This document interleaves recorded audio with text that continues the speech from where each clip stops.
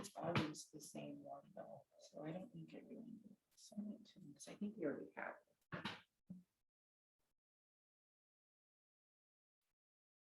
it. Yeah. Now we're recording. I better not. Yeah, I paused it for a minute because it was just me. Yeah, good seeing you guys. I'm not sure why I'm upside down. Myself. Oh, there we go. You gotta flip your iPad around, your computer screen. Yeah. It's actually my laptop, so I'm not quite sure what's going on. Okay, well, if you stand on your head. Yeah, it's funny, you know, I deal with my mom on FaceTime a lot, and she's like, this stupid thing's broken.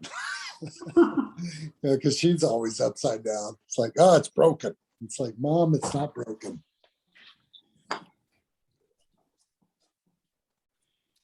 Let's see, we're still a little early.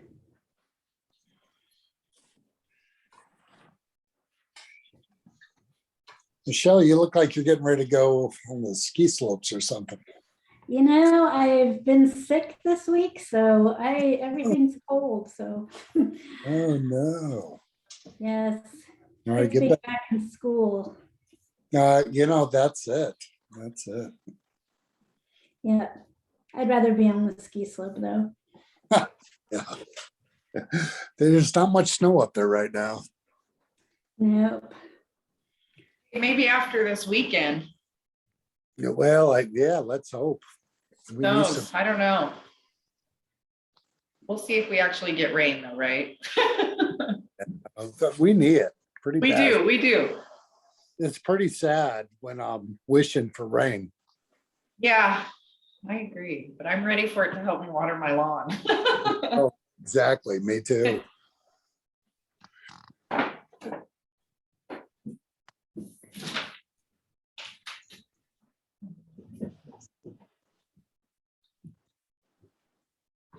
This part.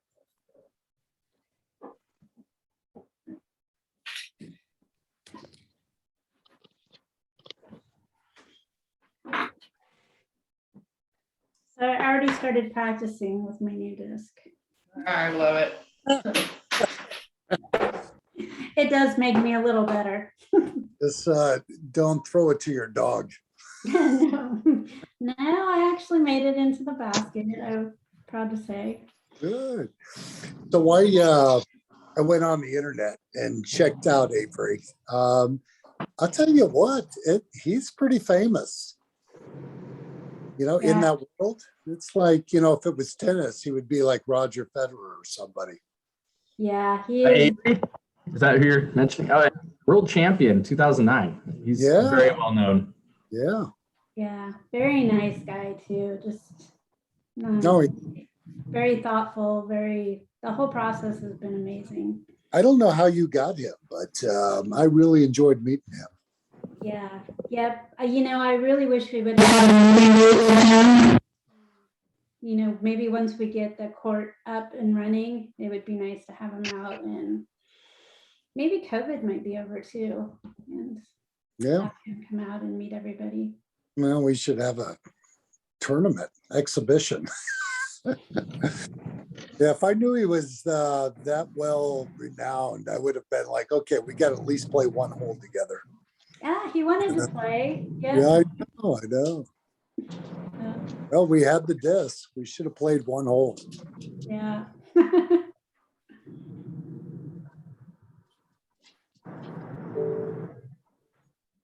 Okay. Hey guys, can you hear me? Yes. It's Stu. Perfect. I am going to probably go play disc golf. Do you have any idea what time or where on the agenda Let's see. I will be? So disc golf is towards the end. And then Okay, we've got perfect. the public comment at the very end, Stu. So I bet you if Okay. you kind of pop back in like around 4, Okay, about Yeah, halfway point, that would probably be good.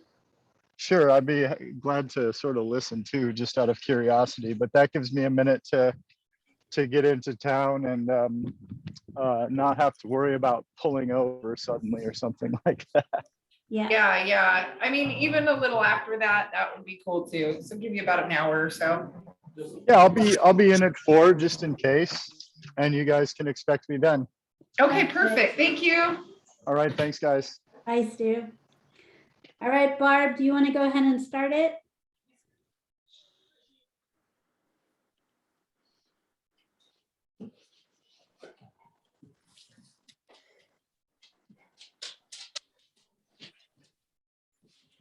Can you hear me, Barb?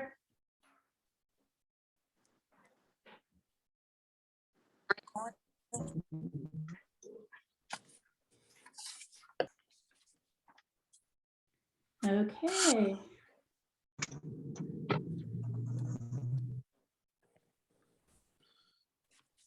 Can you hear Barb?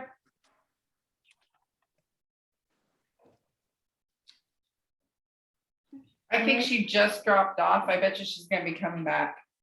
Okay. Give it a minute So- here. Yes, as soon as Barb gets back, we will go ahead and start the meeting. Michelle and Karen are just joining us as well. Perfect. I'm gonna kind of do a little quick attendance.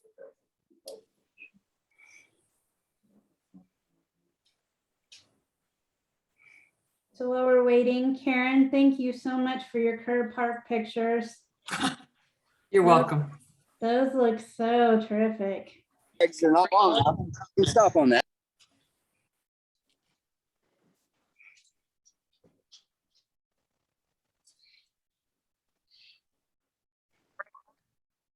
Okay. All right, Kelly, why don't we go ahead and jump right into it? And Yeah, we'll- let's just go ahead and call the meeting to order here at 3:02. Yep. And then do you want to go ahead and do roll call?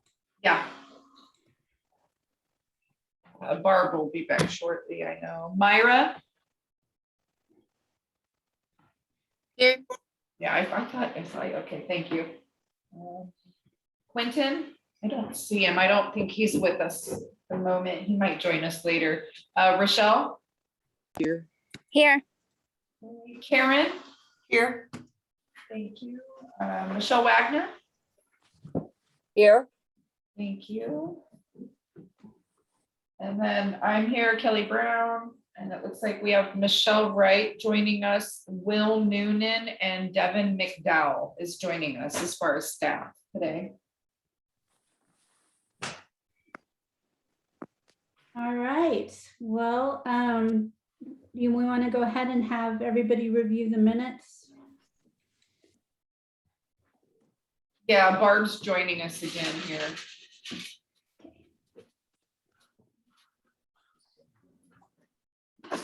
Hey Barb, can you hear us?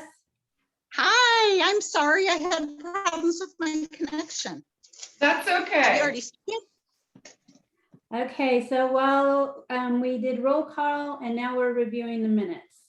Oh, okay. Perfect.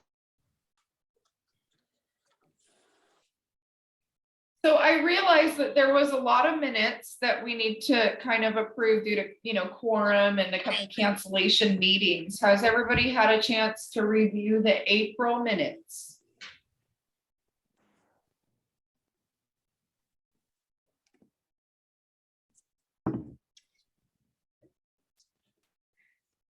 Did everybody get a chance to look at the minutes?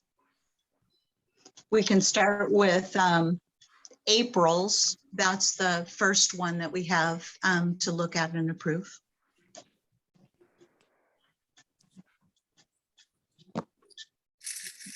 No comments? I reviewed. I'm not really sure what I'm supposed to say if I reviewed it. Do I just say it passes or something? I'm Yeah, still if you don't learning the have any lingo. edits or suggestions, or maybe there was something that we talked about that might have been left off. If they're okay, we can approve them as written, or if someone has an edit to make, you can suggest the edit and we can approve pending that change, type thing. Okay, well, I approve. I second it. All those in favor? Say aye. Aye. Okay. Thank you. We had to cancel the May meeting. And so June would be the next one. And if you've had a chance to review those minutes, I took a look at them and they looked good to me. If there's any other comments or any additions. I second that. Okay, perfect. And then the last of the minutes is the August 19th. And again, I reviewed those and they looked good to me. So if there aren't any additions or changes, we can go ahead and approve those as well.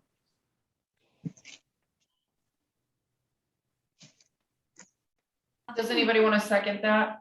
Second. Thank you, Karen. Mhm. All right, great, guys. Thank you. Okay, there's quite a few things on the agenda today, so I will go ahead and turn it over to Michelle. It looks like she has shared her screen. Awesome. So I will kind of go fast through this. Some of it will just be kind of what we talked about last month, and a little bit of the stuff will be some new stuff. We do have quite a few audience members today, I think are regarding neighbors and disc golf members. So I want to make sure that we leave enough time at the end of the meeting so we'll be able to get people's feedback. So just to give everybody an update on the parks maintenance budget, we are at 55.53%. Again, we've had kind of a difficult summer looking for seasonals and getting the correction crews on. So we do still have a seasonal that we're hoping to keep on all the way through December. And then we also have correction crews that have just started, probably now have been here for 4 weeks. So it's pretty exciting because we are getting a lot of stuff done in the parks, and you will see some beautiful pictures from Karen of what Kerr Park is looking like. So that's really exciting. Also on Monday, I wanted to give everybody an update. We did do the 2022 budget review, and the items that are still moving forward for the 2022 budget is a new FTE for parks, $75,000 more to resurface the pickleball court in order to give it a 15 to 20-year life for the pickleball court. And we also have the Camping Creek Bridge that got approved, or that is still going through. So Great. Pretty exciting stuff for parks. So let's just jump right into our presentation. So the first things that I wanted to talk about is we have time to do elections for a president and a vice president. And so just because this is kind of awkward for the group to nominate people, I've sent out an email and asked if there was any volunteers for our president. And I did have Barb volunteer for president. So again, I'll hand this over to the park board on if they have a vice president and if we want to go ahead and nominate somebody for those positions. Kelly? Yes. Did I do that correctly? Yes. Okay, thank you. So basically, if no one else wants to throw their hat in as president, then we just kind of vote, you know, all in favor of Barb being continue on as president, kind of thing. So Okay, for sure. I'm good with her being president. okay, so all in favor? Aye. Anyone? I unmuted. Yep. Karen. And do we have anyone that would like to help participate as vice president? I don't know the responsibilities of that. Can you guys describe the job? It's a Yes, volunteer position, correct? Yeah, so like if Barb couldn't make it to a meeting, then you would kind of help run the meeting with the agenda with Michelle. And then if there's any questions and stuff like that from the community, kind of just helping to answer those questions and things like that. I'm not going to throw my hat in for that, but I definitely wanted to know just in case in the future it might be something that I might want. No problem. Just making sure I don't have any hands up in the thing. Okay. Okay. Well, we can also elect a vice president at our next meeting when we have Yes. hopefully Corinne and Quentin here. Then that way we'll be fully staffed with park board members. So thank you, Barb, so much for volunteering to be the president, and you do a great job. So really thank you. Thank you. For that. So also we have, now that things are kind of changing in the, we have a couple members that have asked if we could have our meetings a little bit later. So I wanted to ask if that would work out for our park board meetings to have them maybe at 4 o'clock instead of 3. I'm good with that. Yeah, that works for me as well. That's fine for me. Okay, awesome. Well, that would be great. So, all right. Well, that was our business that we needed to get done. And I will make sure I get it posted on the website that our meetings will start at 4 o'clock from now on. Just to show you some of the things that we've been working on, I am going to stop sharing my screen and give Kelly the screen. Are you ready, Kelly? Yeah. Okay. So we have been working on updating Washougal parks. We've had a lot of requests about mapping out our parks and having kind of some history and information about our parks. And so Kelly is going to share her screen and show you what Devin has created, which is on the call. So we have been super lucky to have him and all his wisdom and being able to help us get this map dialed in. And it's going to be wonderful for neighbors and people. So I only have the history of the parks in the body of an email. Is it saved somewhere that I don't know? It's out on our website, I think. Let me see if I can pull it up. So basically, Devin, and I'll just speak to it and then I can email you guys the form to review. So he went around and we've acquired all the pictures for each of our parks and everything. And then we went through and just kind of, wrote a synopsis of each of those parks. It's something that we really don't have currently. So I can start with the community garden. So the Washougal Parks and Recreation Community Garden Program consists of our new downtown community garden. That is the 2036 Main Street location. I believe it's one of our newest parks that we've kind of brought online to our new system. Yeah, so what we'll do is we'll send everybody the link so they can go out and take a look at this, but I got it right now. It's opening. Oh, Devin awesome. just sent it to me. Perfect. Yeah, and then so our program for this specific location, oh, it's opening.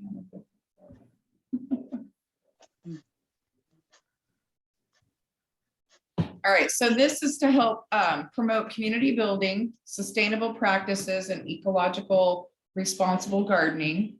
It is growing. We just asked for folks to help us fuel this movement towards a healthier Washougal. Gardeners in the program have an opportunity to grow flowers, fruits, and vegetables in a privately leased plot and cooperate with one another to manage the larger community garden site. We ask each of our gardeners to donate some of their volunteer time to help us maintain that that park. So we don't have to rely a lot on our staff because we are spread so thin. And they have really come together as a community and created a Facebook group and really kind of are making it their own, which is great. And then we also have disc golf at the Hartwood Park is on here. I don't know. Oh, okay, that's your thing. I'm like, I'm having a hard. Yeah, that's okay. Finally just What I was opened- thinking is we'll just send the link out to everybody so they can see the link. Yeah, And- because it does take a minute for it to open. I will say that, but it does have a map with links to each of the locations. And it has like Bill Hamlet Park, it has the address, and then when you click on the park, it takes you to where that location is. It brings up a picture of that park, and then it does a, you know, what the amenities are, recreation opportunities for that particular park. We did also include Captain William Clark Park, even though it's not a part of our park system. It is in our area. We do get a lot of requests for reservations and things like that. So that kind of leads them to, you know, where they might need to go for that. It also offers, you know, what amenities are there, recreation opportunities, and then it has the history of the park. Which, when you're reviewing that, make sure you look at Elizabeth Park. It's got kind of an interesting history. Yeah, and so does this one. And recently I found out that you can apply for specific grants that any municipality can, that helps them build any site for Lewis and Clark, like any of their trails or anything like that. There's specific grants that you can apply for just for that. So I thought that was interesting. And then let's see, Dick Beaver Park, it has same thing, amenities, recreation, and history of the park, which that's also an interesting park because it is named for Council Member Richard Beaver, kind of honoring him. A lot of people may not know that. Elizabeth Park, same thing. It was donated to the city with the hopes that it would be named after grandmother Elizabeth. Yeah. There's So for time wise, we'll go ahead and just send out the link to everybody. Yeah. And then again, Devin did a great job. So the location of each of the parks is on a map. And so you'll be able to hover over the location and it will pop up the information about the park. And that will eventually be on our website. So that will be really helpful. You guys should have it. I just wanted to say what a great asset this is in having. The website in itself is new, and then to have something that's so informative. Appreciate your work on that. So.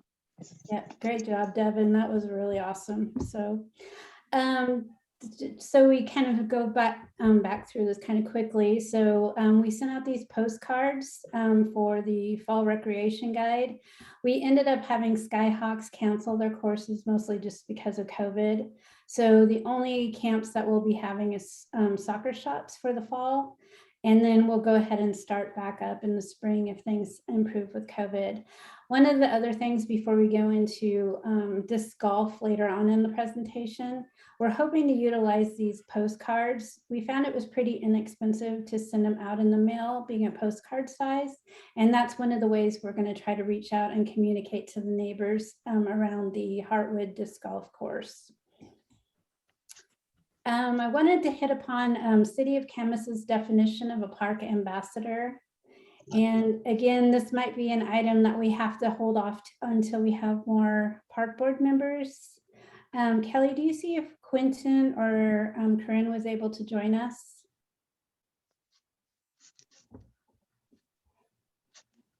So what we ended up doing with the ambassadors is we took the definition of City of Camus's ambassadors, and each of the park board members have volunteered to take on a park. And this is kind of what the roles are that Camus has. And again, we can take the definition of what Camus has put into place, or we can go ahead and take some different ideas and make it into what Washougal wants to have for their definition for an ambassador. But I feel like this is probably an item that we should wait to talk about until we have all park board members present. I have a question about that. Yes. There are some concerns about Elizabeth Park that I wanted to address. Do I just email? I can't see that document very well.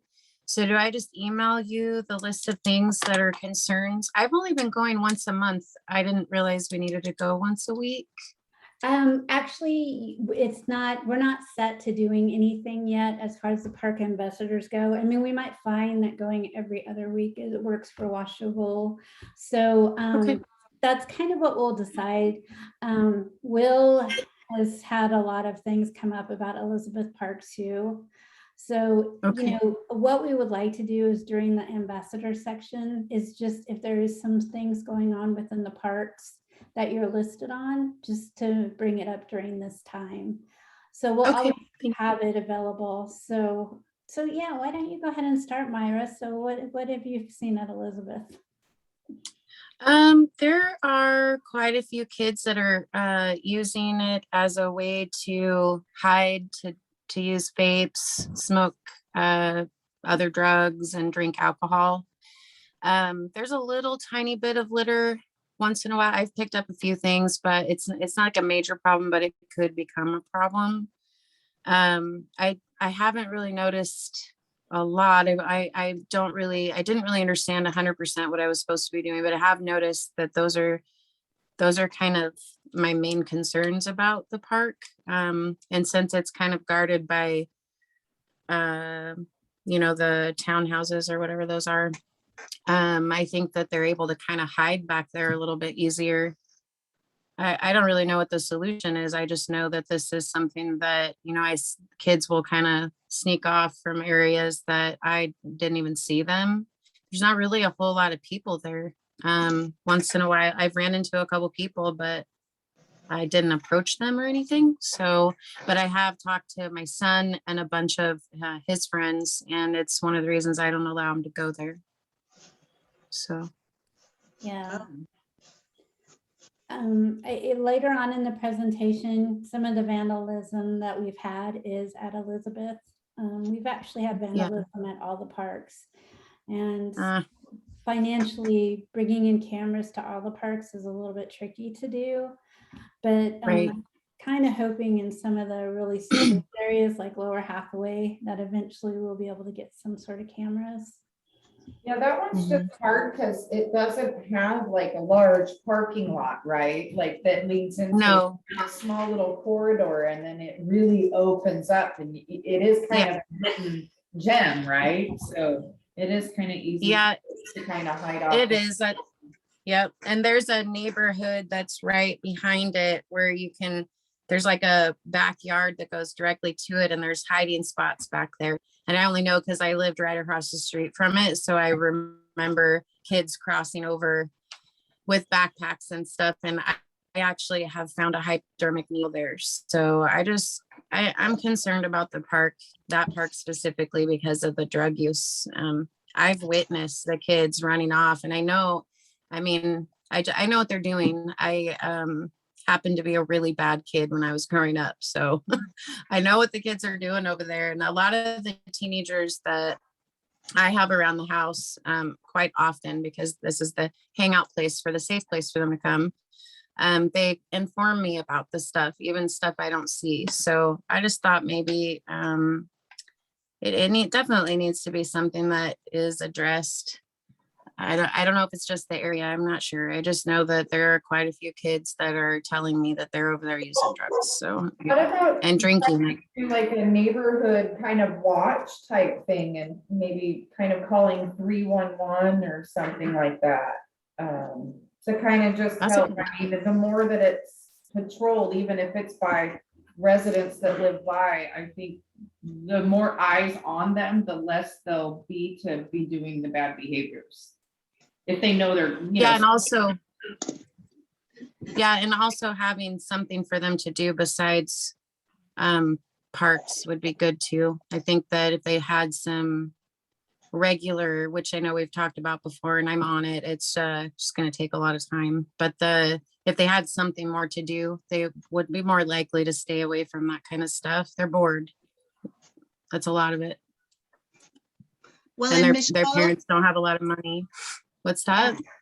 I was just wondering too, if that information could be forwarded along to the police department to where maybe they could do some occasional drive-bys, and that might create a little pressure too, to where they break that up. Yeah. That'd be good. Will, would you like to talk about that since you have been there with the police? Yeah, sure. School started, so that parks died down a little bit. We were going out there daily. It was getting destroyed. The cops have been out there several times. There's one gentleman who abuts the property. He actually knows the guilty parties on a first name basis. He's lived there forever. He's tentative to call 911. We're trying to get him to at least call 311 when he does that, but just kind of out of nowhere, that park started getting destroyed. They've carved some bad things in. It's a brand new playground. We put what, 90K into that playground 2 years ago, completely removed the old one. It's got some nice amenities, but it's been really hit hard here. Mondays is recycle and trash day in that neighborhood, and they were going around to the recycle bins and getting all the glass and just randomly breaking them around the playground and the amenities. And just kind of out of nowhere, it was a quiet little neighborhood park to our biggest daily nightmare. We were going there in pairs. Some of the kids were actually fairly aggressive.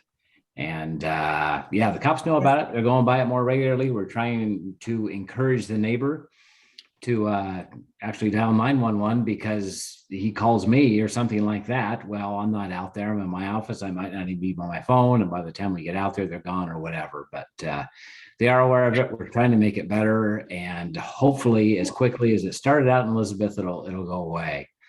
Are these pictures from Elizabeth Park? Because I didn't see a destroyed table that I could, unless someone fixed it.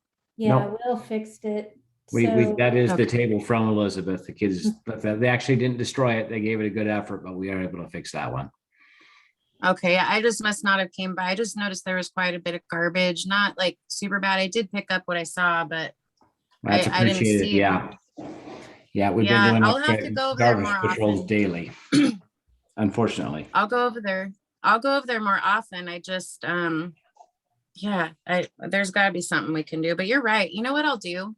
How about if I go around one of these days really soon this month, I will go around to the neighbors. Maybe I can knock on the doors and just find out who's willing to do what.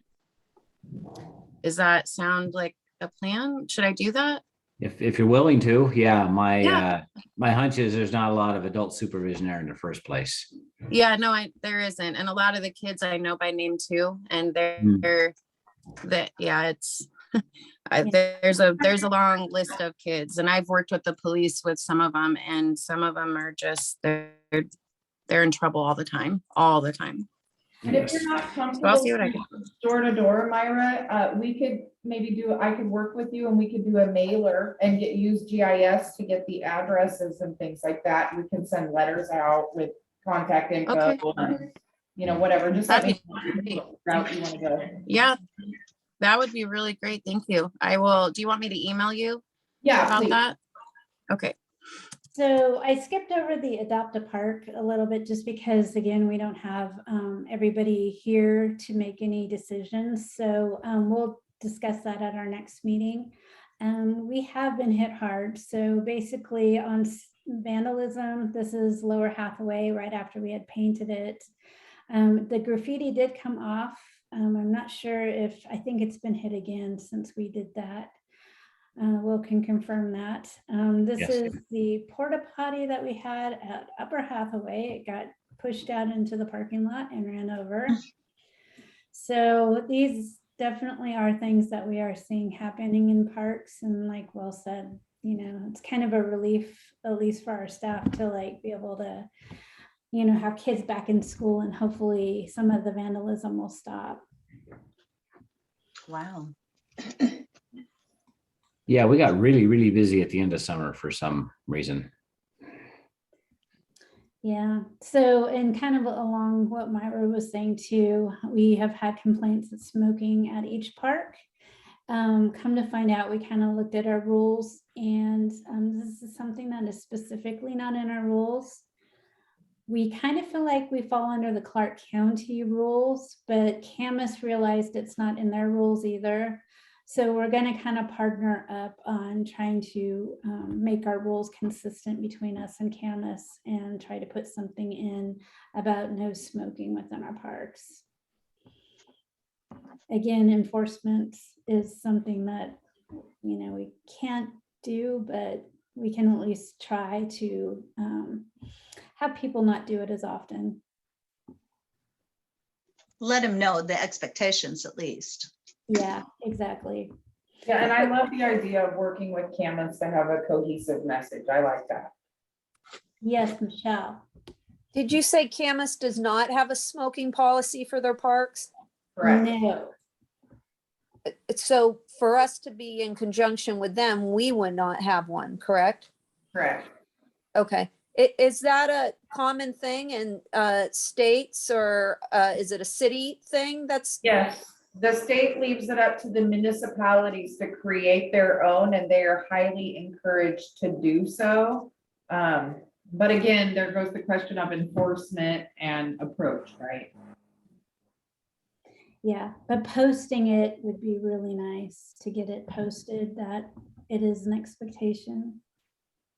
Yeah, I mean, I'm not a smoker, and it's painful, all the pot being smoked in the parks these days if you have asthma or anything like that. But I'm just curious, where are people supposed to smoke?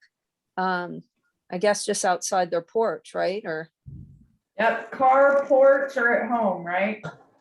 okay. I mean, I know Myra, it's you bad. It's bad. I don't like inhaling it. It's not good for kids either, but it Well, seems yeah, like a tough one too. I try really hard to not do it around other folks. I don't think it's a common thing. Yeah. Think that way though. So, and especially with the vapes now, I mean, they let out a huge thing of smoke, and I think that's also a concern. So yeah, Huh. All right. you know. Thanks. Myra, I noticed you had your hand up. Do you have something additional? Yeah, if you guys, this is just my take on it. I'm a non-smoker now, but I can tell you that it's very frustrating that the world sells cigarettes, but there's nowhere specific for someone to smoke at a park. There should be a place designated away from the rest of the world that they can go and have a cigarette or their vape or whatever it is. They're gonna do it anyways, so why not have a designated spot for them to do it, so it stays away from everybody, and so that the garbage and littering is less, because a lot of people are just gonna break the rule anyway. Then it's putting, you know, I was always a very respectful smoker, but not everybody is. So maybe if there is a deterrent, like a specific spot, that might be better, where it's not literally in the park, but away from the park a little bit. You know how the hospital does it? Yep. Yep, for sure. So they feel like they should have the right to smoke because they're buying it from every single store they go to. I can see their point, just because I'm I don't smoke anymore, but I can see their point. They're legally buying cigarettes and vapes. Where can they smoke? Now, the kid thing is a total separate issue. I really wish that they didn't have access to that stuff. And honestly, the only real answer is that tobacco companies go out of business and we don't have them available anymore. But yeah, you guys, people are going to do it anyways. So I just figure if there's a place for them to go where they can't litter their cigarette butts, that'd probably be, in my opinion, a better option. Yeah, no, that did. Yep. So we'll continue to work that and eventually get it into our rules. So I'm kind of working through what that process would look like. So I'll have more at our next meeting. So the next presentation is some of the things that we've accomplished. So Jump to Guard Trail is complete and kids are using it. So Kelly lives up in that area, and there's no more buses that are going up in that area. And so the Sunset Ridge kids are walking to school using this trail now. So that was an awesome trail for the city to go into with. Steve Moat Landing, I still don't have an update on this, but I'm hoping to have more information at our next park board meeting. Schmidt baseball field, if anybody has gone out there, we actually Wow. have the restroom out there now and the concession stand. The sidewalks have been poured, the lighting is in, and I think they're starting to work on the field. So a lot of progress is happening. And out I don't know that he carries. I know he's a hunter, and so he knows how to use a gun and has guns, but but maybe they. there. So Heartwood Bridge, again, that went through council on Monday night, and that is a project that is going to continue to move forward. If anybody goes out to Hartwood and takes a look at the bridge, we will be having these trees removed next week. So they will be starting on removing the trees that are leaning against the bridge. Permanent dog park. I think I've given this presentation to probably most of the board members. Again, I just want to keep it out there and kind of go through this quickly. We are looking for different spots for a dog park. 0.33 acres is what we have behind City Hall.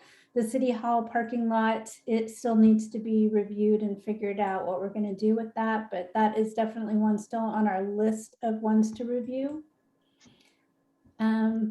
Here's some different dog park features and things that people have put into dog parks. I mentioned before that Tigard had a dog park called Ash Street or Ash Avenue Dog Park. It was a little bit smaller of a footprint than what we have behind City Hall. So when we're looking for dog parks, I mean, it would be great to have several acres, but you can also make it work on a pretty small footprint. The footprint in Tiger was 0.29 acres. So again, just keeping that in mind, one of the hardest things to come about is figuring out parking for these kind of amenities. And so that's something else that we'll have to include while we're looking for different parcels. Just some different justifications. I mean, we definitely have had the community asking for dog parks. It comes up a lot in our park master plan and surveys. I'm working with Camas and the port to try to find different locations where we could do this. And so one of the things that we have been doing is one, figuring out what the cost is, and probably the most inexpensive cost that we could get to is 50 to 70,000 if we were to find property that either of the cities or school districts already own or the port. If we have to go out and buy new property and create a parking lot, that cost could almost go up to about $500,000 or $500,000. So, again, looking at what we currently own is the best way to go, at least in the next few years if we were to create a dog park. And then the dog park updates, some of the things that we're working on is the port, taking a look. We're continuing, Camus and I and Dog Paw are meeting on a regular basis to continue to look for parks that might work. We're also working with the port. We have a meeting set up to sit down with them and Dog Paw and then Camus and see if there's anything out in the port that might work. And then the things that we have been researching is Schmidt Family Park, BPA lines, Goop Park BPA lines, and behind City Hall. So sorry I flew through that. So does anybody have questions about dog parks? I just wanted to add that, the beach is a dog park. We're down there all the time. I don't know if it's possible to make that an official dog park, but just so everybody knows, the Cottonwood Beach basically is a dog park. And it's a good one because the dogs can't run into traffic or anything. Yeah, that's funny. That's what Dog Paw said too. Yeah. Because they felt like if there was a way to make that happen, that there's already quite the dog population down there. What about a park like, I don't know, maybe there's an idea there for the parks that we already have. Maybe Elizabeth Park would be a great place to turn into a dog park. I don't know. I know the history is pretty important, but maybe turning it into a dog park might detour other things and keep it better monitored. So Elizabeth has the parking issue. If we could figure out more parking, that one's always been tricky because of that. Right. So, That makes sense. so Rochelle, My only comment was, I joined the park board 3.5 years ago, and this has been something that's always been discussed every single time. It's been on the strat planning for City of Washougal, and I understand, hiccups and trying to find lots and everything. It'd just be nice to see the city council approve something and get something in motion. Even if it's something that's only good for 2 or 3 years, most of everything that's in a dog park is movable. Fencing can be removed and reinstalled. Any water fountains, et cetera, can be removed and reinstalled somewhere else. It just, I hear a lot from the community. It would be just nice to see this one have a end in sight. yeah, I agree. I know that both Train and myself, who's the Camas Parks Director, we've been concerned about putting the word temporary onto a dog park because after you remove it, it's, I heard there was a lot of heartache with the last dog park we had that we had to close. Absolutely. Yeah. So, yeah, but again, it seems like, yeah, there's got to be something out there, and There has, and something in Washougal. I understand partnering with Camas for things, but it'd just be nice to have something in Washougal. And I get people use the Schmidt Family Park, and they have not, the family who donated the land has not complained yet. I understand people use the beach, even though it's illegal and you can get a ticket. So we're utilizing all these different spots, and so obviously the community wants it, and it would just be nice to see city council make a decision on something, pull the trigger and make a solution for us. Well, That's I'm all. going to defend myself a little bit on that one. There's never been anything that's come up for a vote on it through the city administration. And it's Yeah, been that's a true. priority for the city council as well for 5-6 years. So I'm just going to have to push back a little bit on that one. No, and that's fair, Michelle. It would be nice for us then to bring up something as a formal, proposal. Because I know we've thrown around a couple different ones for a while now. Yeah, I mean, the questions are constantly being asked and, Yeah. always with Schmidt, it's an environmental thing based on Yeah. the purchase of it to begin with, where legally would have to return, I don't know, the $300,000 or whatever, one of the groups input to the park to do it.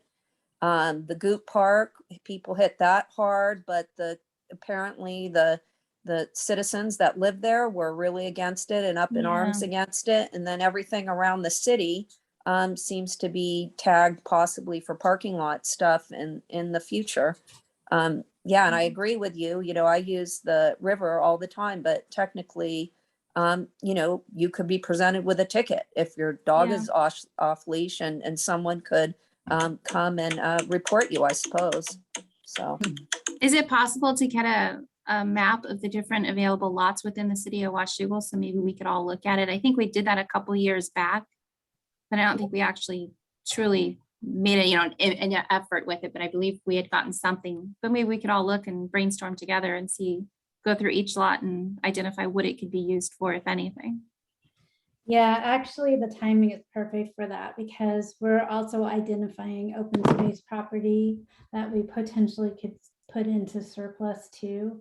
And get rid of. So I think the combination of what we have out there would be really good, along with what potentially could be a dog park. And then honestly, I think once we strategize on something we would want to present to council, then it would be probably, well, for my job to get it onto the agenda and then get it into a workshop so it can be discussed. So yes, next meeting I will make sure that I work on getting an open space map so everybody can see some of the potential properties. And we'll make sure that we do a focus on Washougal and the port area. yeah, I mean, I've always been a fan of the BPA lines myself. It's unsightly.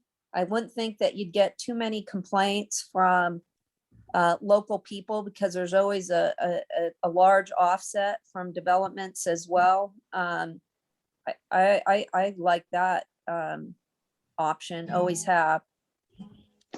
Yeah, that's what was on my mind, is the BPA land would be ideal in that it's not really used for anything else. Yeah, Yep, for sure. So, and then we've got to be careful how close we get to neighborhoods, because then that becomes another issue. So we'll make sure that the map shows the neighborhoods and that area. So I will bring Does the that. city of Washougal own the lot across the street from Hartwood Park across 49th?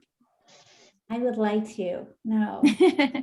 As another location, it's overgrown with berry bushes, but it seems kind of remote. I've been researching that property a lot because some of the questions we continue to get is they're looking for overflow parking. Right. And, you know, that seems like a perfect place for overflow parking. And the house right around the corner was just for sale. So we were kind of looking into, you know, what the potential was and how, if that was part of that lot. But we'll do more research and get back to you on that too. Wonderful. Okay. So sorry, writing notes to myself so I remember. Just another item that we had on our list was paint roller. Has this company, Kathy, would like to have maybe a paint rolling rocks for the community garden. We've talked about some different things, and she developed these pictures and kind of what she would like to design. So I wanted to check in and see what the park board members feel like about building a rock garden in the community garden.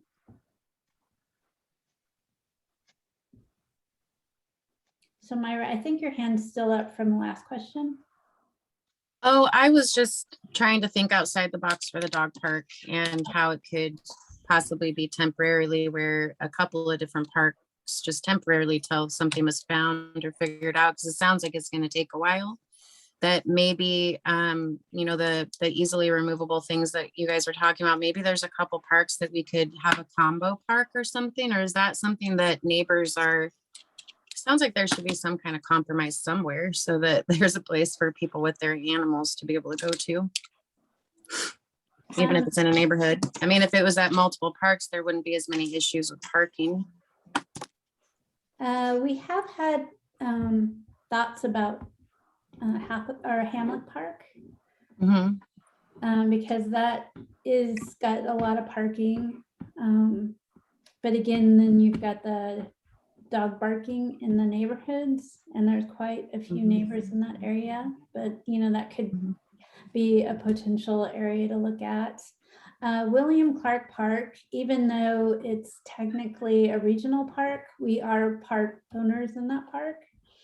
So, you know, we could take a look and see what the group, we meet on a regular, probably a monthly basis with Clark County, ourselves in the port, and talk about William Clark Park and the future uses. So we could bring that up in those meetings. Again, anytime you get around bodies of water and dog feces, you run into some issues there too. So I'm not going to try to talk to you about all the issues because I'm not educated on all the ins and outs about that, but I think it would take a little bit of environmental research to figure out if we can be near a river. Right. Okay. Oh, and I'm okay. What's the, could you repeat what the rock garden would be? Is it just like a place where people can go paint rocks and stuff? Well, I think what she'd like to do is have a rock garden party where we have painting rocks and then put it outside the garden. Kathy was looking at wood structures, and we're really trying to stay away from like the wood beds just because that deteriorates so fast. So we pulled up a few metal ideas. Again, I'm not sure how rocks would be on the outside of the garden, and but I wanted to make sure I brought it up to the community or the park board to see what your thoughts were on that. I like the idea a lot. I kind of like the idea of using these rocks as a border around like the outside garden beds and stuff that we have, rather than having it in like an actual freestanding structure where it's just rocks, kind of making it more part of the space rather than like an art piece. I don't know. I think it would be a really great youth activity, like really fun. Yeah, to paint absolutely. those They rocks also into talked about, Michelle, didn't they talk about doing like an event in Reflection Plaza to have kids create more rocks kind of thing? Yeah, and she was also talking about the 2 groups that we have in the community garden that go to Candy's daycare to have part of that project, including those kids. I know that some neighborhoods, one that my son lives in, specifically in Vancouver, that they hide the little painted rocks within their neighborhood. So they'll kind of wander about and put these rocks, but people pick them up and replace them with other ones and stuff. So the only thing in my mind is, yeah, what's the intent, I guess, with those? I think they're awesome. But a lot of people will have the tendency to pick them up or move them or. Yeah, no, I totally agree.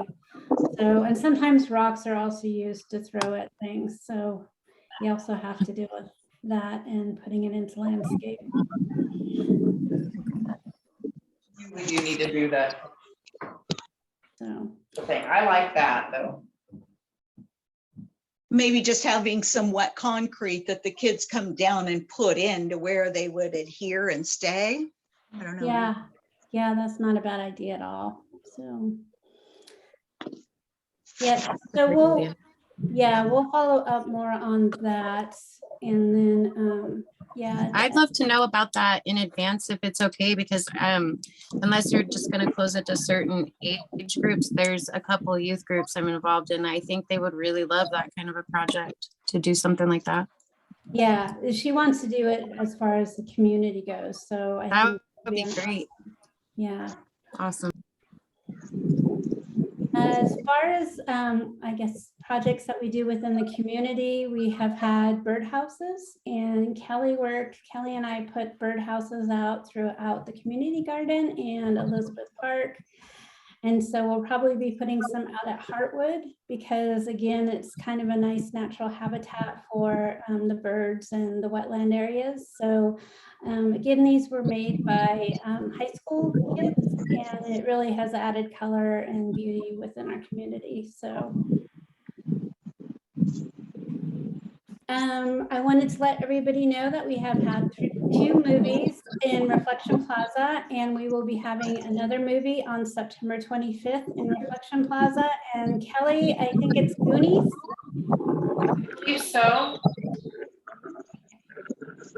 Gotcha. So if anybody wants to go see movies in the park, it'll be September 25th. Michelle? Yeah. Are those movies limited to that park, or is that something, being the city owns the equipment, that could possibly be an opportunity for gathering in another park for neighbors and stuff? Next year, if things have turned around with COVID, I'm really hoping that we'll be able to do this throughout the community, in other parks, and maybe even at the school districts, since they have more parking.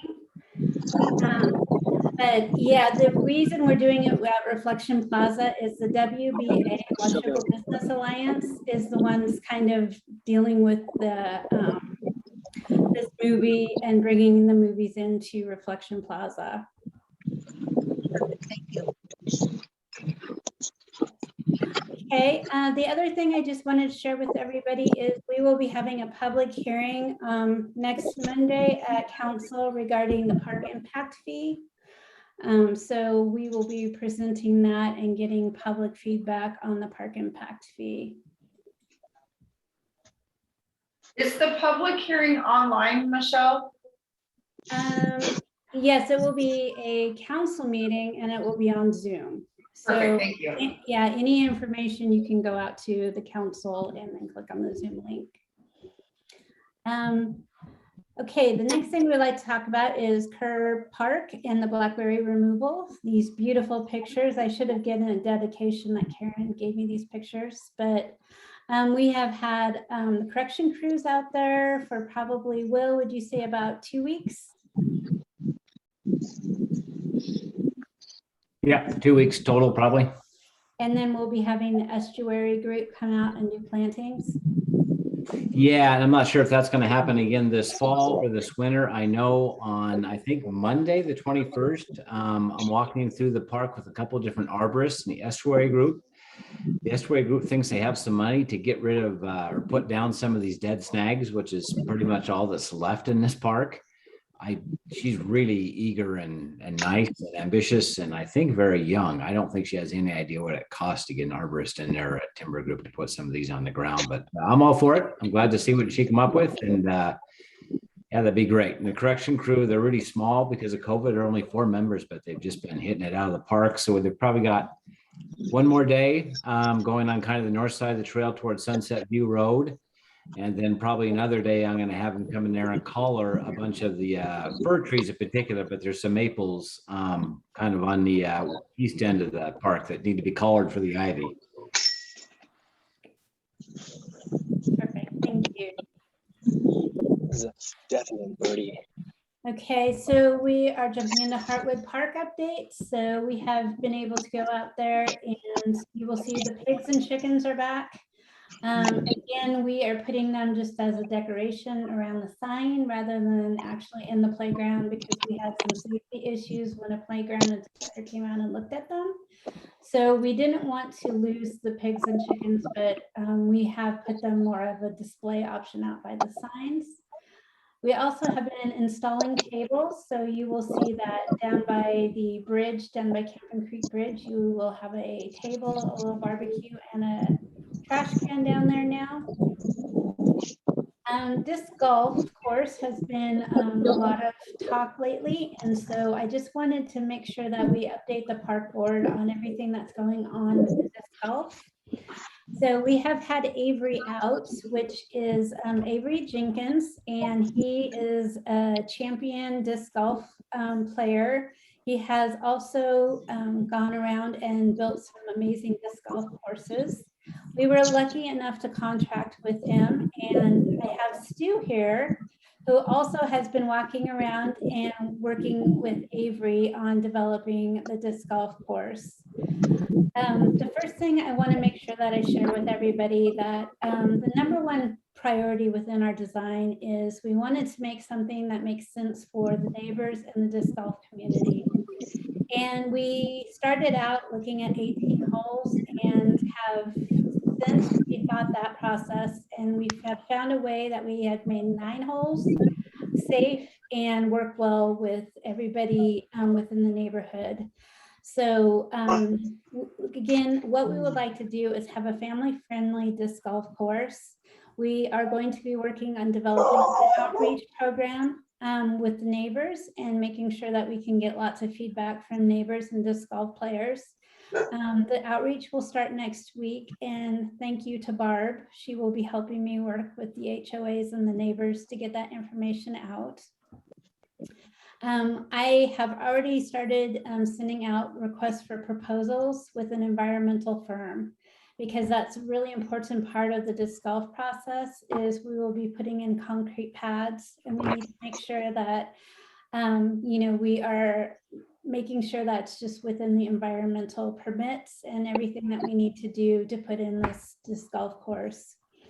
And then again, I want to make sure that everybody knows the disc golf course will be 9 holes. It will have clear directional signage, which Avery has already sent me some samples of what our signs will look like, and they look amazing. We have walked this course with him, and it is safe for the walkers and playground. Everything he did, he took a lot of that stuff into consideration and make sure that we weren't going to be impacting the paths or the playgrounds.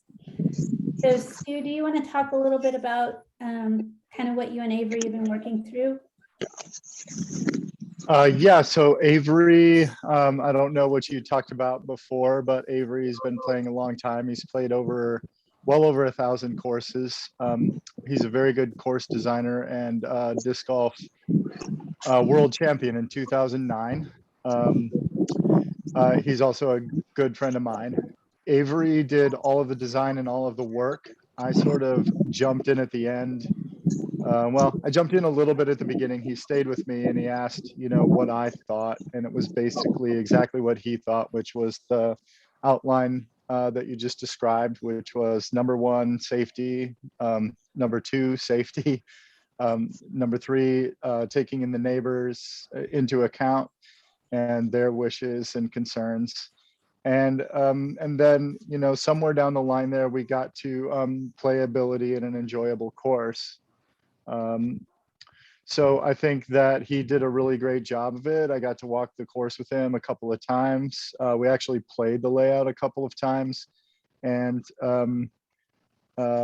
he just did a really great job. He scaled it down from what was sort of, I'll be candid, it was an unsafe, overreaching 18-hole course, and scaled it back to something that is safe and playable. I have kids. I have 3 kids that are pretty young who are learning to play, and it's playable for them, but still interesting for me and for other more experienced players. The disc golf community here is excited about the changes for the most part, and just really excited to have a family-friendly 9-hole disc golf course in our backyard that complements the more experience level courses that are all within 30 minutes. We have several within 30 minutes, and one more even just kind of popped up. So I think he did a great job. I'm really excited for the changes and eager to get them started. Yeah, thank you so much. So yeah, it's been such a treat to work with Avery. Again, he's taken everything into consideration. We fed him a lot of the comments from the neighbors and everybody else, so we could do the best course that we possibly could. Again, I think going out and doing an outreach program and making sure that once we have a final map and we can get this information out to the neighbors, that it's going to be a really great thing for Washougal and the neighbors and the disc golf community. And again, the goal isn't to be an 18-hole disc golf course. The goal is to be a family-friendly recreation disc golf course, you know, that people can just go out and have fun and play at. So again, a lot of things have been going around about it being an 18-hole. Again, it's going to be a 9-hole course. As part of what Avery is bringing to us, this is kind of what was in his scope of work: professional and safe course, officially disc golf park targets, info board course information. So there will be clear signage, which again, we stopped everything within building our disc golf course because we needed to kind of regroup before we started making signage and putting much more money into the course. And then all these things have been taken into consideration to build this course. So this course, again, is going to be a disc golf park.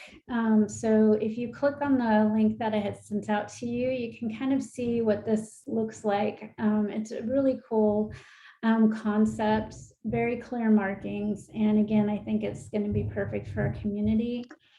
And we will be reaching out, wanting feedback from, again, the neighbors and the disc golf players, because this is still kind of in the draft form, and we want to make sure that we are, you know, doing the best for everyone on this course. So one Michelle, before you move on, yes. Is there a timeline that can help guide kind of as we do the outreach with the neighbors and stuff? Is there a timeline you had in mind on the next steps? Excellent question. So really, you've been at cities before, and so the process for contracting is a little tricky. And so the next step that we have to do is go out and do an environmental study. And so we have sent the map out to different environmental contractors, and then we'll be walking the buffer zone area where the wetlands are, and just kind of taking a look at mitigation and making sure that our course is properly located from the buffer. So that is what we'll be doing. I'm hoping, I'm usually a little more aggressive, so I'm hoping that we can get that done within like 3 weeks to get the environmental portion done. The other thing is some of the work that we have to do with the concrete pads, once we do get the permits and the buffer approved, we might run into rainy weather. So it's hard to say, you know, you can't pour concrete in pouring down wet weather, so. Well, and I was thinking too, before you start pouring the pads, of being able to do the outreach in the sense of, you know, talking to the neighbors and letting them know kind of the plan, the layout, not necessarily that there's going to be any changes to it, but to kind of settle that down and get everybody moving in the same direction. Yes, for sure. So while I'm working on the environmental portion, we will be going out and starting to reach out next week on the outreach. That way, nothing is going to be happening, and we'll be able to take all the feedback we receive and kind of work through the feedback that we have. We also are going to be looking at doing the postcards, posting on Nextdoor, so we can make sure that we're targeting the neighbors within that specific area, you know, meeting with them one-on-one, and then also having some Zoom meetings where we can have the neighbors and disc golfers attend the Zoom meetings and be able to talk about what they'd like to see. Right. Okay, thank you. Yes. Any other questions?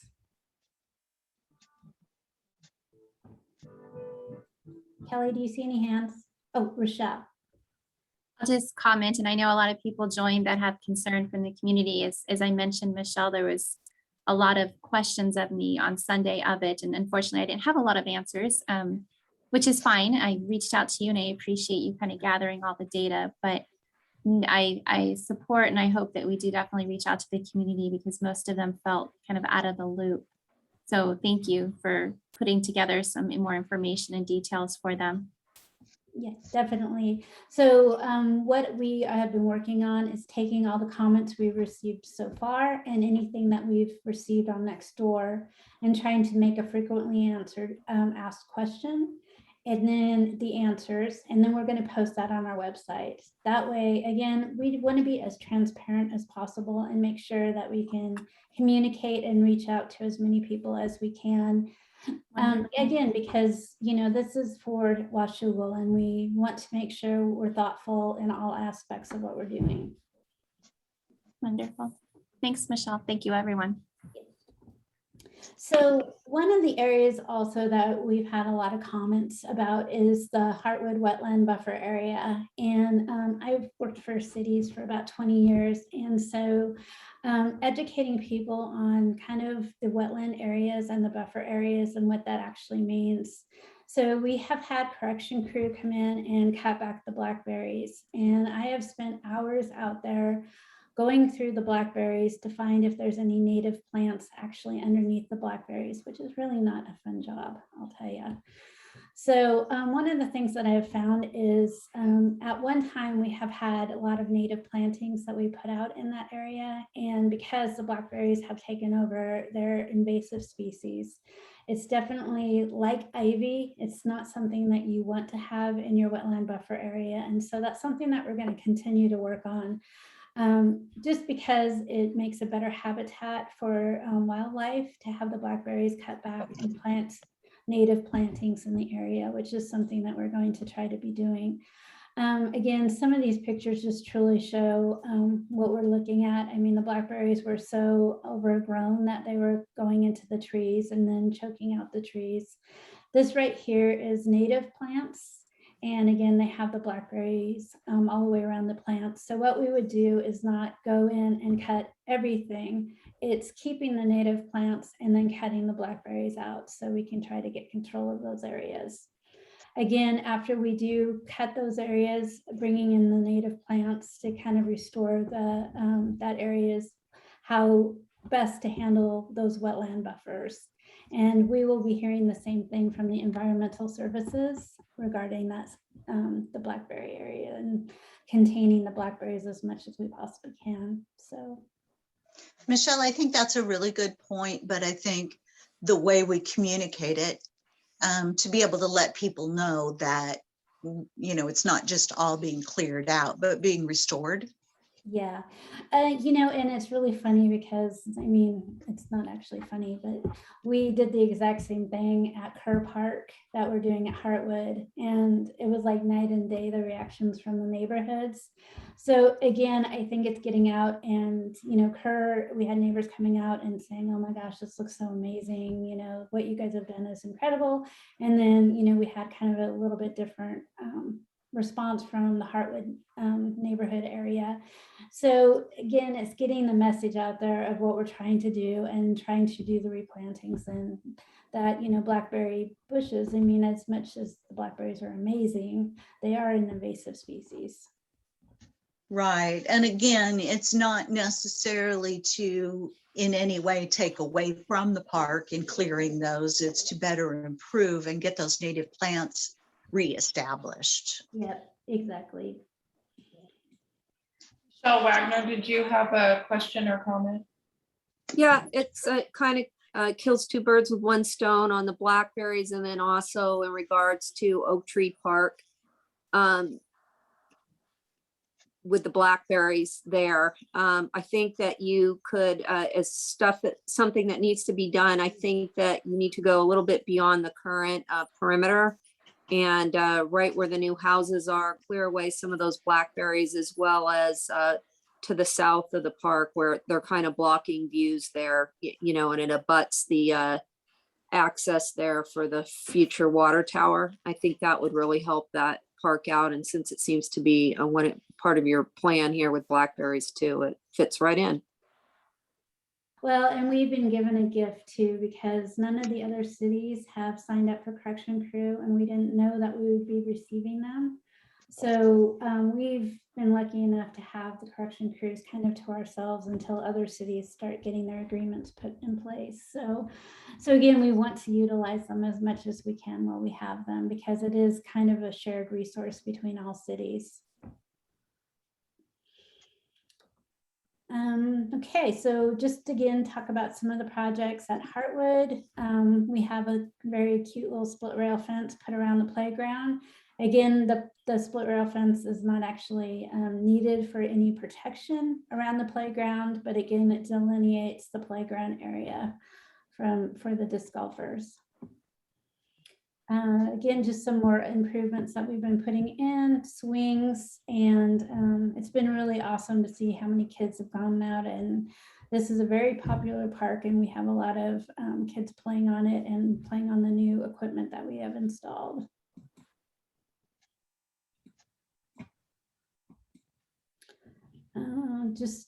We have been going out, and most of the things that we purchased with last year's money has been installed. So if you go out and take a look around the parks, you will see new picnic tables and different things. Also, we did have a work group, thank you, Rochelle, as far as going in and cleaning up Reflection Plaza. So I can't tell you how many compliments we have had. Basically, the roses right here in this picture were overgrown. We've gone in and cleaned up all the plantings underneath the gazebo, and we have received so many compliments about how Reflection Plaza looks. The volunteer group we had was amazing. We came in, we put in bark dust, again, put new plantings in. We pressure wash the entire plaza. The fountains now work, which haven't. I think we're still working on trying to get the irrigation system fixed back here, but we'll eventually get that working, but we've been watering the plants. Put bark dust in along the side, and then we're also putting a few more benches down the side. So we should have those. Michelle, did you have a question? Oh, sorry. Those will be installed. I think the concrete was poured today, so we're going to be installing those here shortly. So just again, some more pictures of how overgrown it was and how nice it looks now. The community garden, again, this was a great thing for the community. We have had so many people just absolutely love having their gardens. The playground is up and running. Just so everybody knows, we had towards the end of the season, after we had sold out, we went in and bought a few more garden beds. We couldn't get the actual size of the other garden beds that we had. So we'll be putting in new ones inside the garden and taking the ones that are kind of the otter size and putting them out so we can have them outside the gate for the community to use, have some gardens, just, you know, so we can just have the gardens for other people that can't afford to actually have them in the garden. Waterfront trail is complete, and so it's an amazing walk. So if you get a chance, go take a look at what it looks like. We do realize that there is some plants that did not make it through the 100-degree weather, but the contractor is aware of those too, and they will be replacing those probably this fall. Hamlick, a lot of great things are happening at Hamlick. So we've got everything painted and cleaned up at Hamlick. The restrooms look great. We have started putting in the benches and tables. I'm going to talk a little bit about the basketball court in just a second. We had a contractor come out and take a look at our current bike park features, and we're going to try to repair the ones that we currently have, maybe use trucks or something to make them last a little bit longer. The company that you see with this bike park actually is the same company we bought stuff from, but again, ours have been kind of worn out. So we're going to have a contractor come in and fix the current components that we have out there. And this is all going to be paid for by our CDBG grants. And we have received the money for the CDBG grant. So we've started utilizing that. That's why you'll see like the picnic tables out there and being placed. We did place the order for our playground, and it will be arriving November 17th. And so this is the actual playground that we have purchased, which is super cute. And it was voted on by the neighborhood, which is really awesome. Just an aerial view of the playground. And so before I jump into the next slide, just to let everybody know, so I think everybody understands that with COVID, the cost of everything has kind of gone up. So we did an analysis of how much by the time we're done paying for the playground, the benches and everything else, that we will have utilized the entire CDBG grant. I think we'll have $10,000 left.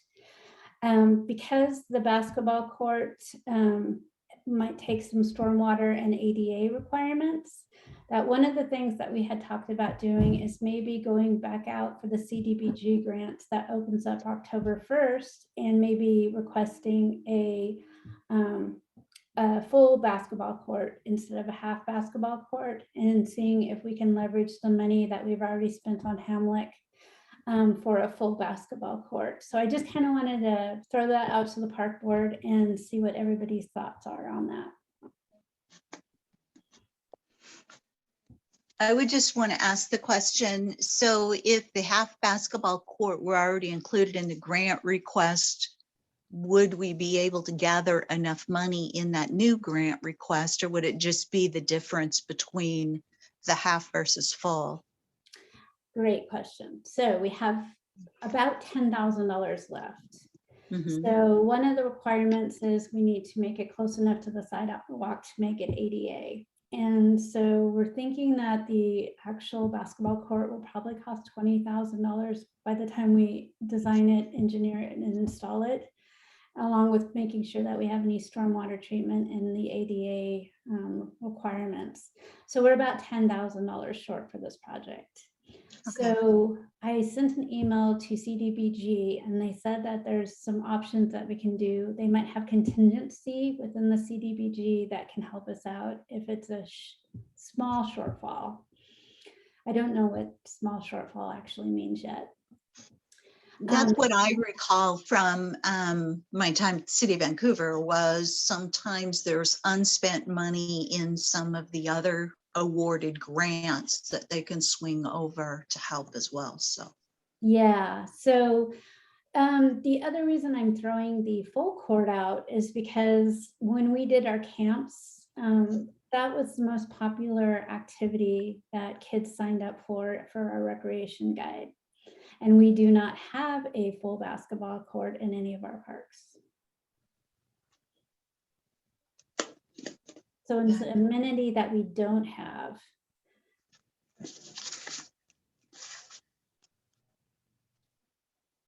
Well, Yeah. That's great information, Michelle. I am definitely for loading it up on this park wherever possible. And that's just what I was going to ask you about. I've always pushed for some sort of sports court over there, specifically a basketball court. I was just curious if the numbers bore it out in those surveys that we took, that was one of the #1 choices of the community that lived around there. But hearing you say that it would be the only one in the city, it kind of overrides even that aspect of it, I think. So, but just curious what the numbers bore out again. I can't remember if that was number 2, 3 on the list. 2. Playground was #1 and basketball was #2. So Okay. Yeah. Good. Great. I think that would be 10,000 well spent then, if we could apply for any grants with that. Yeah, so Kelly and I are going to do a little bit of research. We're going to be working with our city manager to verify that that's a good, where we would like to apply for the CDBG. But we'll definitely work both options. One is the contingency, and one is verifying what the full construction cost is of a full basketball court, and then figuring out where we land. But I just wanted to make sure everybody was aware that we are starting to spend down the money for the CDBG grant. You're going to hopefully see a playground in November if it's not too swampy. So, and again, it's just awesome to see improvements with all our parks. So, and this is going to be one that's going to be super exciting. So bleachers, we do have concrete pads now down at Lower Hathaway, and they are hoping to start installation on the actual bleachers sometime next week. So hopefully we'll start seeing some movement on that. And then just to give everybody an update on the pickleball courts, I ended up taking the pickleball court resurfacing to council on Monday. There was a lot of really good questions regarding the pickleball court. We're looking at putting a 2-inch asphalt over top of the current court, which will extend the life, because when we were going to just resurface it and put band-aids over these cracks, that would have lasted 3 to 5 years. But if we put asphalt over and then put the resurfacing on top of that, we will be getting 15 to 20 years more life on this court. So, again, this is probably the most popular asset that the Parks Department has as far as recreation. They just had a pickleball court 9/11 honor of police and fire, and have raised money. I can't tell you how many times I go by the pickleball court, and it's packed. It's got lines of people standing on the side waiting to use the court. So it just seems like it's something that the Washougal residents really have enjoyed using. So it'd be really nice to be able to get those courts fixed and make them really good courts that don't have dead spots and that the community can be proud of. Michelle? Yes. We had a little conversation about the pickleball court, and I did have some conversations with my husband, of course, with his machinist background, and there are sleeves that can easily be created that will be inserted into before the concrete pour, creating a level surface that then the existing fence would be able to slide into those sleeves and save the cost of having to buy all new fencing. So that's something that will definitely help in that project. Yeah, that would be great. So that portion of the project is $34,000. And so any help we can have would be awesome. I did find out that they're doing exactly what you just said to the nets, to make sure that the nets will be at the right length of height after you put in 2 inches of asphalt. So my next question to them, which we just were talking today, is can we do the same with the fencing? But yeah, and that's it. It would just build the sleeves to the height that you're losing with that asphalt. And so it is doable. So if you have any questions on that, let me know, and I can hook you up with, someone to help you on that. Yeah, I think when I wrote the original grant, it was specifically written to include the actual fiber mesh would be placed down prior to putting on whatever treatment it was. I think it also depends on who we go with and things like that. So, yeah. Right, but what we were talking about specifically was all of the dollars that are already into the fencing. Right. Part. Maintaining that. So, yeah, being able to utilize the same fencing, but putting sleeves in the appropriate places to where you can lift and reuse that fencing at the new height. Okay, perfect. Thanks, Barb. Yeah, I am always good about saving money. I love that. So one other item that we have been researching, so because we've had so much stuff going on at the pickleball courts, the basketball court right next to the pickleball courts has big roots that are going through the asphalt, which has made it dangerous. So one of the things that we wanted to do is find out, we did pay for this using the park foundation money. So we researched if we could go ahead and put picnic tables into this basketball court area and then decommission the basketball courts. Again, it's just becoming kind of a lot of roots and different things. I wanted to get the park board's feeling on how they feel about that. And if this is one that they want to decommission. Talking to the pickleball group, they do say that nobody utilizes the basketball court.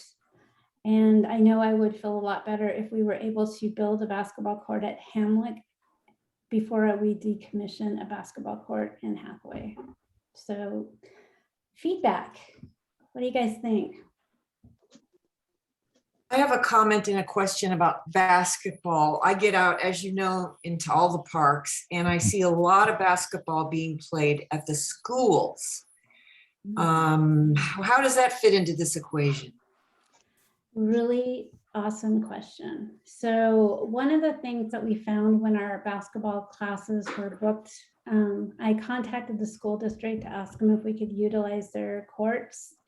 And it was going to be $20 an hour for us to rent the courts, which at the end of the day, basically anything that we would have gained from the recreation and the 20% that we would have got off of Skyhawks would have paid for the basketball court, which is totally awesome. I mean, again, you know, as long as the money would go to the school district. The problem that we found is we needed to have the Kelly helped me with this. So our insurance needed to be in, the school district needed us to actually write in the insurance. As a third party, they wanted to be named as a third party insured, and our insurance company does not allow for that. Yes. So we would have rented the basketball courts at the school district and utilized them for recreation programs, but we were running into issues with our current insurance company to allow us to do what the school district needed us to do. Yeah, I understand that. I just wanted to point out that I see a lot of basketball players at the schools. So people are getting to play basketball. How that relates to the decommissioning, you know, they'll still have places to play. I guess that's what I'm saying. Yeah. Yeah. And I mean, there truly is two options to the Hathaway basketball court. One is going in and grinding out the roots, which would probably not be great for the trees. And then making it a flat surface so you can actually have the, you know, the asphalt, you know, put asphalt over that court. So you could make it where it's not quite as dangerous. But again, I think whatever we do, we want to be cautious of those trees because they're pretty amazing trees. And they've been there a long time. And, you know, it is quite the trip hazard if you take a look at that. Yeah, I know. I ride my bike through there all the time. Yeah, those routes. It's like mountain biking. It is. So, all right. Well, I am sorry I did so much talking. I will hand it over to you, Barb. And if anybody has any questions, please always feel free. You can always reach out to me and I'll answer any questions. So.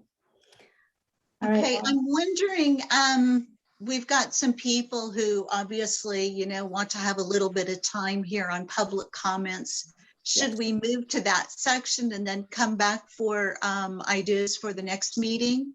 Yes, that's awesome. Okay, sounds good. So if anyone has any, I kind of wrote down names of the people that I've seen that are logged in. But if you want to go ahead and jump in, if you've got any questions or comments on what you've heard so far, feel free. If you want to just raise your hand if you have anything.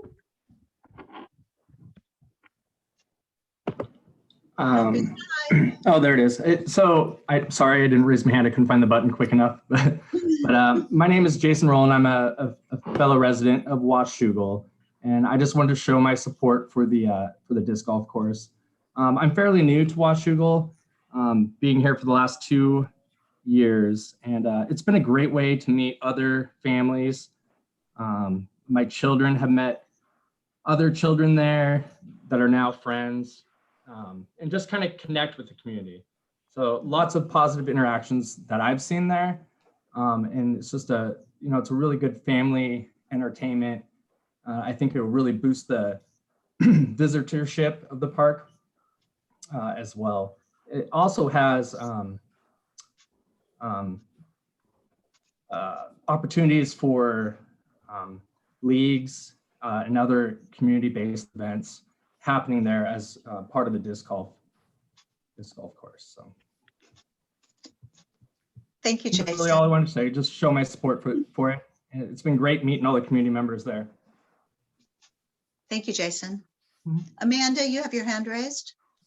Hi, yes. My name's Amanda Nelson, and I live in the neighborhood, and I've been very, very disappointed with everything that's gone on, where you guys haven't been very honest with us about when you guys have done things, and it's just gone on for a while.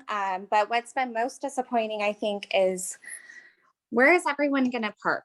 Because that's going to be my neighborhood. People are going to park down my street. It's going to cause issues for me and my neighbors. And that's really frustrating. And it's just the planning of all of this has been so poor.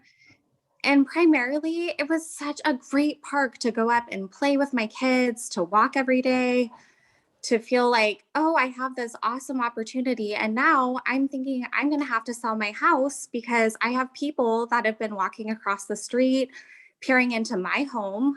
I didn't know you guys had a work crew up there, which for safety reasons, it would have been really nice to have been alerted as a neighbor. And also, it would have been really nice to know to not bring my kids over that day, because that is a safety thing to me as a mom. And it's just really disheartening how this has gone on. I really have not met one person that's been happy in this area. I'm sure there are people that love disc golf. That's fine. But the parking situation is going to be a problem long term, because you guys do plan on having tournaments. You do plan on having a lot of people up there. That is an issue to me. There is going to be an issue with the fact that you're planning on pouring more cement and cutting things down. And it's just all frustrating. I don't know what the long-term solution is here, but I talked to 3 different moms up at the park today, and all of them were very unhappy. So I know there are a lot of people in the community that are unhappy. And if I need to get signatures, I will. But there's got to be like some give and take here. If there's going to be a disc golf course and it's going to be what it's going to be, fine. But parking shouldn't be allowed down my street for it, because I'm not okay with that. So I don't know what the long-term solution is. I'm just very, very, very mad. Amanda, I appreciate your comments. And if you would reach out to Michelle or myself, we haven't had lists of names of people to contact. You know, I don't like when people blame things on the COVID. Some of the interaction has been difficult with that. I know year end, there were money last year that had to be spent before the end of the year. The goal is to improve the park. Right now, the disc golf has a lot of attention because of the rework and the downsizing of that, or right sizing of it, so that it does preserve the rest of the park. There has been the additional equipment put in, keeping the trails safe. We're looking at the Bonneville Power property across the street as maybe a potential parking. So I think a lot of these things that you mentioned are very important in our minds. And so Michelle and I are both assigned specifically to those parks. And so definitely, I don't have your contact information, but if you can get that to Michelle, I'd like to be able to sit down. We're going to do some face-to-face contacts, and change can be good, but hopefully just a little patience as we try to work through some of the final designs and plans and get your feedback. Yep. Also, I just want to make a point that we are currently using GIS, and we will be doing a mile radius of Hartwood Park within city limits for the outreach. So if you're the property owner, you will get a postcard in the mail. And our contact information is on our website, sorry, mine and Michelle's email. So you can email either of us, and any info that you're wanting, we can definitely send your way. Thank you, Kelly. Yeah. Miss Carrie, did you want to make a comment as well? Yes, thank you. I just wanted to introduce myself, that I'm a Washougal resident, and I've been previously traveling up to North Bonneville and Skamania to play disc golf, and I was just so excited when Hartwood was created, and now that Avery is involved, I'm even more excited because we are getting this great 9-hole course, and I just have really appreciated the safety changes, and I think that this new layout is going to be really great. So thank you so much for involving him, and I really love what I'm seeing. Thanks so much. Thank you, Carrie. David? Do you have your hand up, David? Yes, hello. Okay. I'm David Hollingsworth. I teach at Washougal High School, just up the road from Hartwood, and I live not far from the high school there. So I'm definitely a Washougal local, and I'm a disc golf enthusiast. And I just want to comment on the community surrounding disc golf. I've gone to a lot of courses and events and met a lot of people, and it's a very, very positive community. It's very family oriented, and there's a lot of really nice people involved. I know that it's easy to say that to take a look at the changes to the park, and it's disruptive to people's lives, but this is going to be a 9-hole small course with safety design in mind. I really don't see this being a huge attraction for giant crowds like the fears that have been expressed. This is going to be a place where people who are local go to have fun, meet with other people, and just enjoy our park together. And so long as the design is sound, which I believe it will be, we can enjoy it alongside other people who have their children playing at the park and they're walking the trails. And that's all I had to say. Thank you, David. Carrie, you had your hand up still, or do you have something additional? Sorry, I'll put it down. Thanks. Okay. Anyone else? I'm looking for hands, but I don't see any. Michelle's got yeah. it. Your name says iPhone, so I'm sorry, I don't know your name. Oh, volume. You're muted. You're not going to believe this, but this is my first Zoom meeting, so I'm still learning how all of this works. Awesome. Yeah. So 90% of what I wanted to say, David said, and more elegantly than I might have. But I will say this. I have started speaking with a number of the neighbors who have been having problems. And I would say that it went from fairly contentious in the beginning. And as I heard their concerns and we started to kind of talk about them, and I helped them understand exactly what we were doing, that things definitely calmed down. And I would also say that I have in that way sort of started to become a bit of a liaison from the disc golf community to the neighborhood and would like to continue doing that. There's a sort of official direct channel for neighbors to get in touch with the city, but I just want everybody to know that we as a community are fairly active in conversation with each other and very generally good at sort of policing each other and the community. And I would love for the neighborhood to join the Facebook group and speak to us and let us work with you directly whenever possible to address any of these concerns that you have. I appreciate that. And what is your name? I'm sorry. My name is Stu Mullenberg. I am a friend of Avery's. He stayed over here while he designed the course. And Okay. During that, as I was walking the course with Avery, we met several people who had many of the concerns brought up earlier. And I really do, what I really ask is that this is a fresh start. And I would like for us in the city to have an opportunity to have a fresh start and to not make any sort of harsh judgments until we've had a chance to move forward and solve the problems that I validate, that I actually agree with. I agree with there were problems. I was vocal about the problems in the beginning, but I really do think that most of them have been addressed and will continue to be addressed. And I also suggest that we don't put one bit of concrete in the ground until there's a general consensus that we're doing everything properly. Yeah, well said. Thank you. Yeah, I think that's important. So get everybody on board. Yep, I'm muting now. Thank you. Any other comments? Yeah, we have Earl. Would you like to comment? And then Michelle, you'll be next. Wagner. Sure. Oh, here, I'll turn on some video. I'm actually at the park right now. So I'm also a local dad that lives down here. Where I'm maybe a mile from the park at most, or by the high school. And my kids and I come down here all the time. My boys and I, they love to play at the park and play disc golf at the park. And so having them both together is wonderful. And I just want to speak out in support of what you guys are doing. I thank you so much for caring about it. And I want to, just as Stu has said, and Dave and a bunch of other people, that we want to work with whatever neighbors might be frustrated to alleviate any concerns.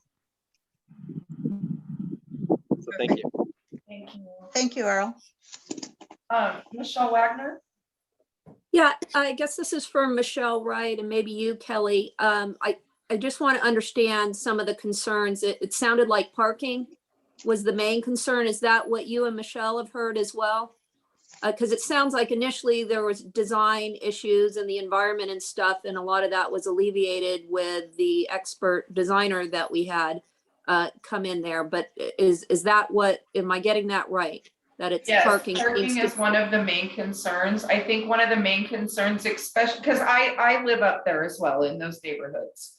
So I think the concern is that the overflow parking is going onto their streets, parking in front of their homes. That is a big concern. Is that overflow coming out of Hartwood Park?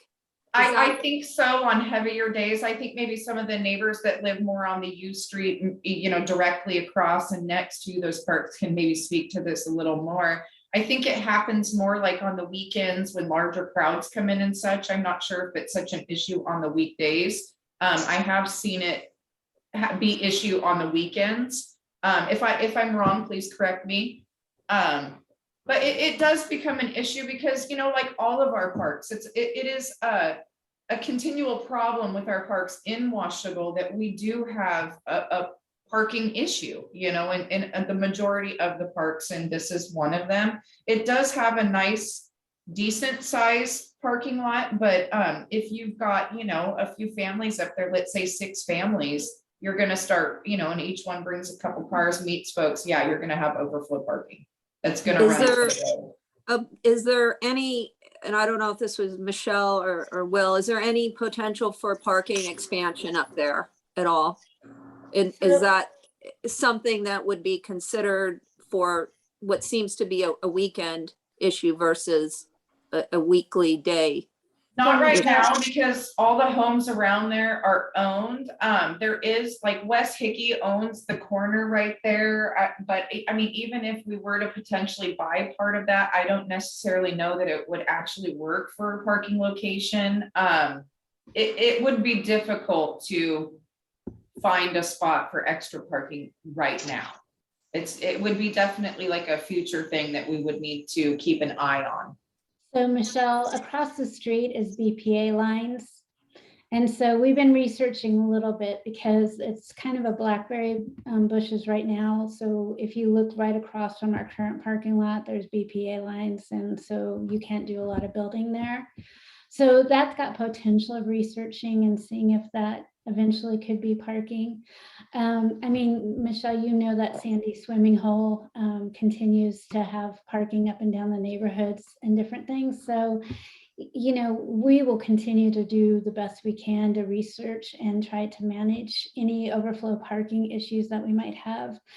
You know, the other thing is everybody kind of got out ahead of the disc golf and announced it was an 18 hole on Facebook and the disc golf course places. And so we had a lot of people come when it first came out, you know, kind of looking at it. I don't think that's quite a big a problem since we've kind of scaled it back to 9. But, you know, again, we will try to be as nimble as possible, try to take people's feedback and do everything we can to try to do what we can to mitigate any issues. Okay, but in the park itself, Hartwood Park as it exists now, is there parking expansion? I don't utilize that park a lot. I'm over on the west side and I utilize the parks over here. I just can't recall if in front of the barn area, there's potential for expansion over there. Did we count, was there 20 parking spots, Will? I thought we counted one time. We did. There's 20, I believe. That's close. There's 88. There's not really any spots around the barn. More would have to be created and offset for the BPA lot right across 49th is pretty appealing, and possibly a low-lying fruit for that we've been looking into. Okay. All right. Thank you. You bet. Okay, any additional comments or questions at this time? I'll make a quick one on the reading through the comments as we were going through the meeting. There was some concerns about the correctional crew and that the neighbors weren't warned prior to the correction crew coming on the site. We don't do that. We don't warn neighborhoods that the correction crew is on site. Again, there's an armed guard with 4 of these correctionals. They are considered very low risk. We've been having them in our city for years and years, and we've never had an incident. They run a pretty tight ship. They're always within sight of the officer, and we don't have them working in playgrounds or in schoolyards or anything like that. But again, these are people who are at the end of their incarceration, and they've been deemed, very, very safe to have around. And again, we haven't had any incidents. We're not going to willy-nilly throw convicts next to playgrounds or something like that. They've never been threatening. I don't think they are a threat, and they are an exceptional value for what we pay for them and the amount of work they get done. Absolutely. And I know the experience that I've had with that at the city that I worked for too, that, you know, oftentimes they're just people that are working off fines and that type of thing too. So yeah, thank you. Appreciate that. Anybody else? Okay, and again, One of the things I was just going to comment on is, again, if anybody wants me to reach out to you, please just put your email address into the comments. And, you know, again, I want to be as open and transparent and be able to problem solve anything that comes up about the disc golf course. And so feel free to reach out to me. and again, as Kelly mentioned, the postcards will be sent out as an outreach to all of you folks, and we'll try to put down some good information for being able to let you know what we're planning on for some outreach opportunities in the park to be able to talk about some of the issues. So So on a closing note, I just want to make sure that before we do roundtable, everybody knows that we will change the meeting time to 4 o'clock for the following Thursday or the next month's meeting. So I will send out a reminder regarding the new time, just so everybody's aware. Perfect. Are there any other comments or ideas or things that you want to see on the next agenda from the group? I actually have something to say. I'd like to thank everyone who volunteers their time to work in this group. I think that it's awesome that you guys do that. And I think that getting involved with volunteer stuff in Washougal can kind of help some people alleviate some of the issues they might have in town with parks, recreation, or anything really, events, all of that. So thanks guys for volunteering your time, because our time is very important. So just want to make sure you guys know you're doing a great job. And we have a really great group. So I'm just thankful for the group we have too. I just like the opportunity of being able to have, again, if you have eyes and activities and visual, people in the park, you have a lot less likelihood of riffraff and stuff going on that ought not to be going on. So I'm hoping that the combination can create a really safe place. Yeah, it's nice to have this kind of engagement too from the community. So thanks for everybody that came out and spoke on behalf of the park, and then those that had some issues as well that hopefully we can look into. Absolutely. Awesome. And thank you, Stu, for doing your first Zoom meeting with us. That I appreciate your time. Thank you. Can I say one last thing? Sure. Of course. I played in Pier Park in St. John's a lot. 12 years ago, you couldn't walk through that park. It was dangerous. I play at night now without hesitation. So I just want to say that I think disc golf makes these parks safer in my personal experience. Thank you. Myra will have to put one in it as Elizabeth.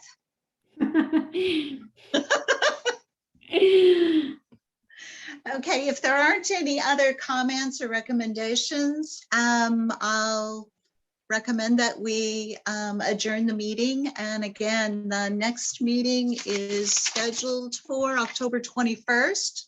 And the new time, start time will be 4 o'clock. And Michelle will send out a note on that. Awesome. Thanks, Barb. Thank you all. Appreciate it. Have a good evening, everyone. Thank you for joining us. Bye. Thank you all. Thanks, guys. And if your concerns did not get met in the public meetings, please feel free to email myself or Michelle. You can find our emails on the website, or you can call the city and talk to us directly. And Kelly, will you also be making note of the comments that were made, just so we can have that as an opportunity? I type up the minutes after every meeting. If anyone wants a copy, they just need to fill out a public records request. They are public record. The public records request the form can be found on our website. If I email it to you, there's no charge. If you want it on a CD-ROM, there is a cost. But yeah, they can absolutely request it. Right, but there are quite a few comments during the meeting. They will be, absolutely. Yep, they will be included in those minutes. Okay, thank you. Yeah, no problem. Have a good night, everyone. You guys too. Thank you. Bye-bye. Bye.